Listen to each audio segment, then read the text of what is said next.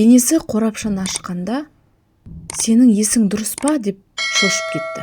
Әңгімені жалғастырмас бұрын каналға тіркелуді ұмытпаңыздар. Сабина айнаға қарады. Көз алдында жеңіл мұңға боялған шаршаңқы көзқарас тұрды. Оны жұқа макияж қабаты да жасыра алмады. Артында 10 жылдық некелі өмір, аз уақыт емес. Сырт көзге Сабина мен Мансар мінсіз жұптай көрінетін. Жайлы үй, тұрақты жұмыс, ортақ достар. Бірақ күндер шұбыра келе бір нәрсе жоғалып бара жатты. Кезінде жүректерін жалғаған ұшқын баяғыша өшкен еді. Қалғаны тек әдет, жайлылық пен қорқыныш. Өзгерістен қорқу. Сабина жағасын түзетті. Бүгін достарымен кешкі ас болатын. Мінсіз болып көріну керек еді. Бақытты әйел рөлін сомдау қажет. Мансар төменде асыға сағатқа қарап күтіп тұрған. Уақытты дәл сақтау оның мінезіндегі басты қасиет болатын, әсіресе достарына қатысты. Сабина арқасын тік ұстап баспалдақпен төмен түсті. Ұзап кеттің ғой, деді Мансар телефонынан көз алмай. Біз кешігіп жатырмыз. Кешір, деп сыбырлады Сабина. Ол қарсы шықса, оның ашуын қоздыратынын білді. Көлікте үнсіздік орнады. Мансар телефон экранына үңіліп, өз әлеміне кіріп кеткен. Сабина терезеден үлкен қаланың жарықтарына қарап отырды. Өзін бөтен өмірдің жолаушысы сезінді. Өзіне ешқашан тиесілі болмайтын көріністі сырттай бақылап отырды. Кешкі ас қымбат мейрамханада өтті. Мансардың достары табысты, сенімді, жарқын мінезді адамдар. Сабина күлімдеп бас изеп әңгімеге араласуға тырысты. Бірақ ішкі жан дүниесінде өзін бөтен сезінді. Әрбір көзқарас, әрбір сөз оны сынап тұрғандай еді. Осы сәтте оның ойында Тамара енесінің дауысы қайта-қайта жаңғырып тұрды. Қатал да өктем әйел, Сабинаны ешқашан қабылдамаған.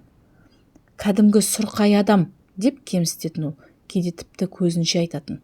Сабинажан, өңің қашып кетіпті ғой, деп жасанды қамқорлықпен қасына отырып қалды енесі. Мансармен бірге болу қиын ғой. Оған нағыз тірек керек, күшті әйел. Ал сен болсаң, нәзік, шығармашылыққа жақынсың. Отбасылық өмірге лайық емессің, деп мысқылдап қосты. Сабинаның тамағына өксік тығылды. Мен тырысып жүрмін, деп әрең сыбырлады. Тырысу аз, деп одан сайын күлімсіреген енесі. Мансар ерекше адам, оған қолдау керек. Ал сен секілді әлсіз әйел қажет емес бізге. Мансар әрдайым ештеңе байқамағандай кейіп танытатын. Ол достарымен жұмыстағы жетістіктер жайлы қызу әңгімелесіп отырды. Анасының Сабинаны қорлаған сөздеріне мән де бермеді. Сабина көзін төмен түсірді. Мұндай мазақ пен бағаламауға баяғыда үйреніп қалған еді. Тамара психологиялық қысым көрсетудің нағыз шебер еді. Ол қай жерде ұру керектігін білетін және оны ерекше рахатпен істейтін. Үйде де дәл солай еді. Әр ісіне араласып, өмірінің әрбір қырын қадағалайтын. Үй шаруасынан бастап, болашақ баланы қалай тәрбиелеу керек екеніне дейін араласады. Бірақ балалары болмады. Мансар анасына қарсы келмейтін. Ол анасын өмірді жақсы білетін адам деп есептейді. Әр қашан сен бәрін қиындатып жібересің, анам тек жақсы болсын дейді. Назар аударма деп отыратын Сабинаға. Кешкі астан кейін Сабина өзін мүлдем бос сезінді. Көлікте көз жасын әрең тыйып үнсіз отырды. Мансар болса, тағы да телефонынан бас алмады. Үйге келген соң Сабина бірден ваннаға кіріп, есікті іштей жауып алды. Айна алдына келді. Одан өзіне шаршаған, түңілген әйел қарап тұрды. Бұл баяғы арманшыл, жарқын Сабина емес еді. Бір кездері ол өз арманын, өз болмысын жоғалтып алған. Кранды ашып, мұздай сумен бетін жуды. Бірдеңе істеу керек еді. Өз күшін тауып, қайта тыныстап өмір сүру керек болатын. Бірақ қалай? Кейінірек төсекте Мансардың қасында үнсіз жатқанда, оның ұйқыдағы жүзіне қарап, өткен 10 жыл ішінде қаншалық өзгергенін ойлады. Олар бір-бірінен қаншалықты алыстап кеткен. Бұрынғы нәзік, бірақ мықты байланыс баяғыда үзіліп кеткен. Ол оны енді сүймейтін. Әрі Мансар да Сабинаны сүймейтін сияқты. Бір күні Сабина өз үйінің жанындағы тыныш көшедегі шағын кофеханадан ескі досы Дидармен кездейсоқ жолығып қалды. Сабина жауып тұрған жаңбырдан паналап бір кесе кофе ішіп ұйқысыз түннен кейін бойын жылытып көңілін тынышталдыру үшін кафеге кірген болатын. Ол мұнда Дидарды тіпті кездестіремін деп ойлаған да жоқ. Ол жылдар бойы көп өзгермеген екен. Сол баяғы ашық күлкісі, көздеріндегі жарқыл және киіміндегі жеңіл салғырттық. «Сабина, бұл сен бе?» деді Дидар орнынан тұрып. «Мынау қандай кездесу? Мен сені бұл жақтардан көрмейміз деп ойлайтынмын». Сабина ұялып, беті ду етіп қызарып жымиып қойды. «Дидар, қандай тосын кездесу? Мен тек кофе іше салайын деп кіргенмін», деді ол. Әңгіме өзінен өзі өрбіді. Сабина Дидардың бұрынғыдай мейірімді, қамқор әрі шынайы екенін бірден сезді. Ол Сабинаның жұмысы, күйеуі және болашақ жоспарлары туралы қызығушылықпен сұрап отырды. Сабина да өзінің ішкі сырымен бөлісе бастады. Көңіл күйінің күйзелісте екенін, өзін басқа біреудің өмірін сүріп жатқандай сезінетінін айтты. «Білесің бе, Дидар?» деді ол күрсініп. «Мен өз өмірімді сүріп жатқан жоқ сияқтымын». Дидар мұқият тыңдады, сөзін бөлмеді, сын айтпады. Әңгіме аяқталған соң ол Сабинаның қолын ұстап көздеріне тіке қарады. «Сабина, мен әрқашан сенің дарынды әрі күшті әйел екеніңді білетінмін. Ешқашан ешкімнің керісінше айтуына жол берме. Сен кез келген нәрсеге қол жеткізе аласың. Тек өзің кім екеніңді және армандарыңды ұмытпа», деді ол. Оның сөзі Сабинаның жүрегіне қоңыраудай жаңғырып жетті. Ол бұрынғы өзін есіне түсірді. Сенімді, жігерлі, армандар асқақ, өзіне сенген Сабинаны. Әдемі әрі үйлесімді кеңістікте жасауды армандаған қызды есіне түсірді. Дидармен кездесу Сабина үшін жаңа тыныс болды. Ол өз армандарын, таланттарын, құндылығын еске салды. Осы кездесуден кейін Сабина өзіне көбірек көңіл бөле бастады. Дизайн туралы кітаптар оқыды, көрмелер мен шеберлік сабақтарына барды. Біліктілігін арттыру курсына жазылып, мамандығы бойынша жұмыс іздей бастады. Бірақ өзгерістер тек сыртқы емес, ішкі жан дүниесінде де жүрді. Сабина өзіне деген сенімділігін қайта тапты. Батыл әрі дербес бола түсті. Енді өз пікірін ашық білдіріп, мүдделерін қорғай алатын еді. Алайда жаңа өмірмен бірге жаңа қиындықтар да келді. Сабина Мансардың үйінен суый бастағанын анық сезді. Ол Сабинаның өміріне, қызығушылықтарына, жоспарларына енді еш көңіл бөлмейтін болды. Кешке дейін жұмыста қалып, үйге түн ортасында оралатын. Бір күні Сабина кездейсоқ Мансардың телефонынан бөтен бір әйелмен жазысқан жылы сөздер мен уәделерге толы хаттарын көріп қалды. Жүрегі су ете түсті. Ол Мансармен сөйлеспек болды, бірақ Мансар бәрін жоққа шығарды. Сабинаны ойдан шығарған, қиялшыл деп айыптады. Сабина оның өтірік айтып отырғанын сезді, бірақ не істерін білмеді. Бірте-бірте басқа да белгілерді байқай бастады. Бөтен әтірейсі, жасырын телефон қоңыраулары, ашушаңдық пен немқұрайлылық. Ол бар сырын Дидарға айтып берді. Дидар оған заңгерге жүгінуге кеңес берді. Ең болмаса өз құқықтарын қорғау үшін Мансардың опасыздығын дәлелдейтін айғақтар жинау керек екенін айтты. Сабина заңгердің көмегіне жүгінді. Бар күдігін айтып, қажетті дәлелдерді жинауға көмек сұрады. Заңгер жеке детектив жалдауға кеңес берді. Сабина жүрегі ауырса да амалсыз келісім берді. Аз уақыттың ішінде детектив Мансардың бөтен әйелмен кездесіп жүргені туралы фотосуреттер мен бейне жазбалар жинап берді. Сабина шошып кетті, бірақ таң қалмады. Ол барлық айғақтарды жинап, заңгермен бірге ажырасу үшін құжаттар дайындады. Енді ол өтірікке толы өмірді жалғастырғысы келмеді. Сабина өзінің шешімі туралы Тамараның туған күн кешінде жариялауды ұйғарды. Баршаға өзінің енді ештеңеден қорықпайтынын көрсеткісі келді. Ол арнайы былғарымен қапталған, жібек лентамен әсем безендірілген папкаға ажырасу туралы арыз бен Мансардың опасыздығын дәлелдейтін құжаттарды салды. Бұл Тамара үшін ұмытылмас сыйлық болатын еді. Ресторанның үлкен залында мерекелік көңіл күй сезіліп тұрды. Тамараның туған күніне туыс-достар, Мансардың әріптестері жиналды. Әдемі әуен, шампан бокалдарының сылдыры, шамдардың жұмсақ жарығы, бәрі де салтанатты жағдайды білдірді.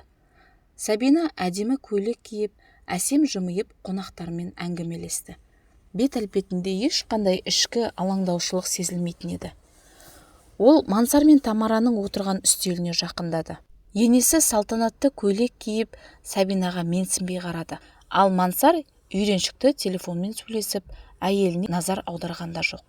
Сабина іштей ауыр күрсінді. Соңғы айларда олардың арасындағы суықтық шегіне жеткен еді.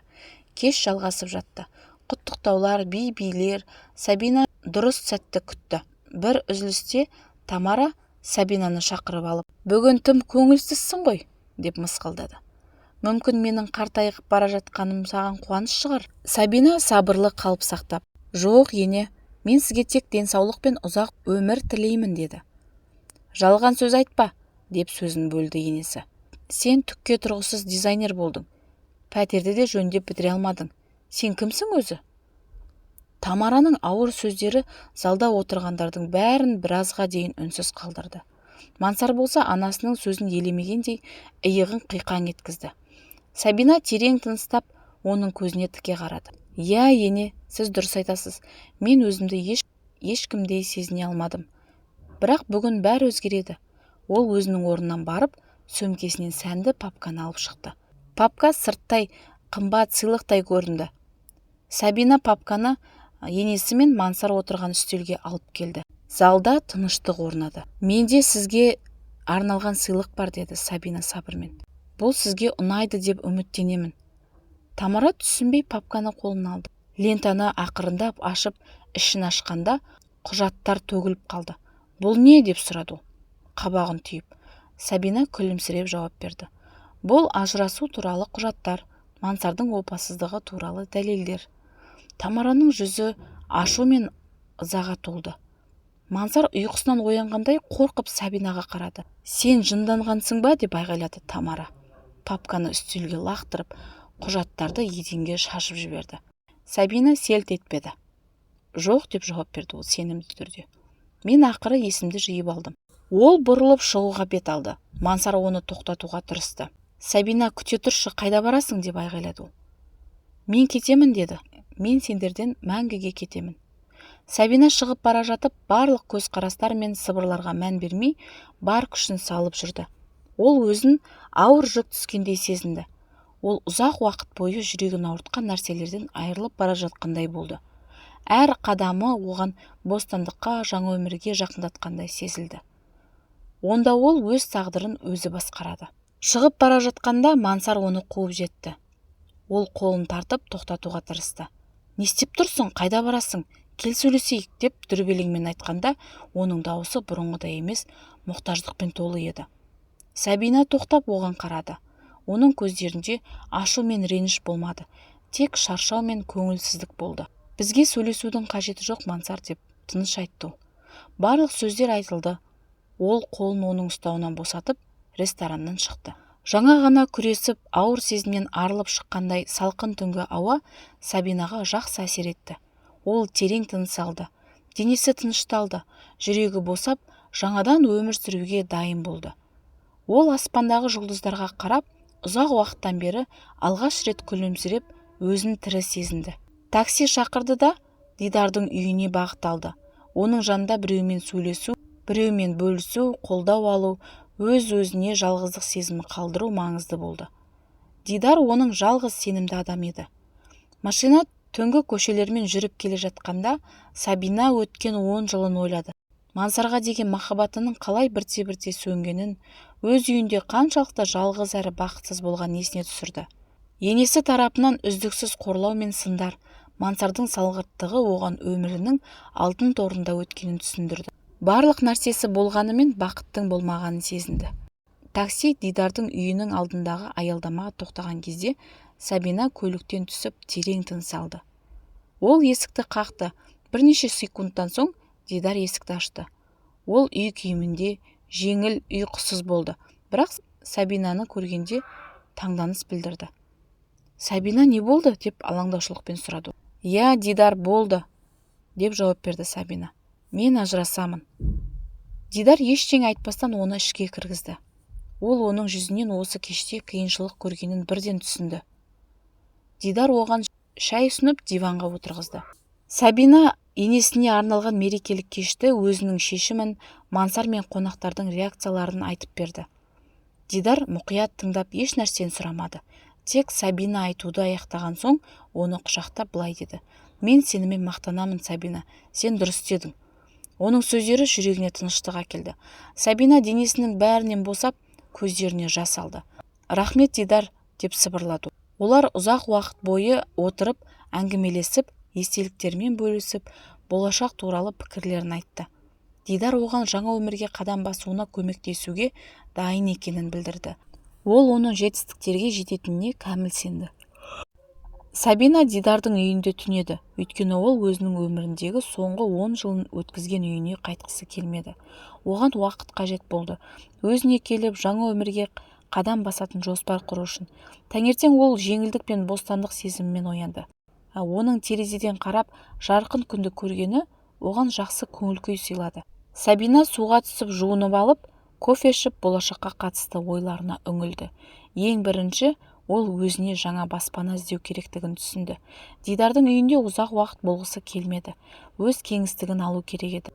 Ол өзінің адвокатына хабарласып, кездесу ұйымдастыру, ажырасу мен мүлікті бөлу туралы мәселелерді талқылау үшін хабарласты. Күннің соңында Сабина өзіне лайықты пәтерді тапты. Жаңа үй саябаққа қараған шағын бірақ ыңғайлы бір бөлмелі пәтер еді. Ол оны жалға алуға шешім қабылдады. Келісімшартқа қол қойып, кілттерді алды. Енді өзіне тиесілі баспанасы, жеке бұрышын тапты. Онда әлемнен жасырын, өзі жақсы көретін істермен айналысуға болатын еді. Кешке қарай Сабина Дидарға жаңалықты айтып, ол оны құттықтады және көмек көрсетуге дайын екенін білдірді. Дидардың қолдауы мен достығы үшін Сабина оған алғысын білдірді. Сабина өз өмірінің түзеліп келе жатқанын сезінді. Қиын шешім қабылдағанмен ол бұл шешімнің дұрыс екенін толық түсінді. Енді ол бостандықта бақытты болды, жаңа өмірге дайын еді. Бірнеше ай өтті және Сабина өзінің ішкі жеңілдігін сезінді. Енді ол ешкімнің үмітін ақтап, қайненесінің көңілін табуға тырыспайтын, күйеуінің немқұрайлылығын енді көтермейтін болды. Ол жай ғана өмір сүріп, әр сәттен рахат алуға мүмкіндік алды. Ол бұрын уақыт жетпей оқи алмайтын кітаптарды оқыды. Жаңа жерлерді ашып, қызықты адамдармен танысты. Кейде Дидармен хабарласып, оның қолдауы мен достық қарым-қатынасы оған өте маңызды болды. Дидар әрдайым оның көңілін көтеріп, күшті жақтарын еске салып отырды. Жұмыс та тоқтаған жоқ. Ескі байланыстар мен жаңа таныстардың арасында оның кәсібі біртіндеп қалпына келді. Жұмыста тоқтаған жоқ. Ескі байланыстар мен жаңа таныстардың арқасында оның кәсібі біртіндеп қалпына келді. Сабина қашықтықтан жұмыс істеп, пәтерлер, үйлер мен кеңселерге арналған дизайн жобаларын жасады. Өз уақытын өзі жоспарлап, тек оған қызықты жобалармен жұмыс істейтінін ұнатты. Әр жобасына өз жанын салып, тек әдемі ғана емес, сонымен қатар функционалды әрі үйлесімді интерьер жасауды мақсат етті. Оның жұмыстары сұранысқа ие болды. Жақында тұрақты клиенттері мен жағымды пікірлер пайда болды. Сабина қайтадан өз орнын тапқандай сезінді. Қаржылық тәуелсіздігі қайтып келді. Бұл оған қосымша сенімділік берді. Мансар бірнеше рет қоңырау шалып кездесу сұрады. Онымен бәрін қайтадан бастап көруге өтініш жасады. Ол өзінің қателігін түсінгенін, Сабинаны шын сүйетінін және оның жанында болмаған өмірді елестете алмайтынын айтты. Бірақ Сабина оның сөздеріне енді сенбеді. Ол оның жалғыздықтан қорқып, тек өз қамқорлығын сезінгенін түсінді. Оған сыпайы әрі сенімді түрде жауап берді. Олардың арасындағы байланыс аяқталғанын айтты. Бір күні серуендеп жүріп, Сабина қол ұстасқан егде жастағы жұпты байқады. Олар асықпай, тыныштық пен бейбітшілікпен ләззат алып жүрді. Олардың көздерінде махаббат пен мейірім жарқырап тұрды. Сабина күлімсірей отырып, өзіне де осындай махаббатты қалайтынын түсінді. Бірақ қазір емес. Қазір оған уақыт керек еді.